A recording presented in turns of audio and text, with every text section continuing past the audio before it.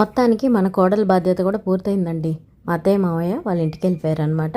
So పిల్లలకి చిన్న చిన్న అలవాట్లు నేర్పించండి, చాలా మంచిది. అండ్ మన ఇంటికి గెస్ట్ వచ్చినా, ఇలా రిలేటివ్స్ వచ్చినా, ఇలా నానమ్మ తాతయ్యలు అమ్మమ్మ తాతయ్యలు వచ్చినా ఇలా సెండ్ ఆఫ్ ఇవ్వమని చెప్పండి. చాలా హ్యాపీగా ఫీల్ అవుతారు అందరూ. ఆ తర్వాత ఇంటికి వచ్చాక మడత మంచం అంటే నేను పడ్డ కుస్తీ మీరు చూసిందే. మావాడు మా మామయ్యకి తెచ్చిన మంచాన్ని ఇలా వేసుకొని పడుకున్నాడు అనమాట. మొత్తానికి మార్నింగ్ లేచేసి మనం లైవ్ అయితే చూసుంటారు కదా, నాగర్పమ్మ టెంపుల్కి వెళ్ళింది. దారిలో పిల్లలు తినడం కోసమని ఇలా దోశ తీసుకున్నాను అనమాట. సో ఈ బుడ్డ చూసారా, దానికి పెట్టకుండా నేను మా వారికి పెడుతున్నానని మొత్తానికి చూసి ఆఖరికి లాక్కుని అదే తినేసింది అనమాట. సో దారిలో అంతా ఏడుస్తూ ఉంటే నాకు దీనికి పాట పాడడమే సరిపోయిందండి.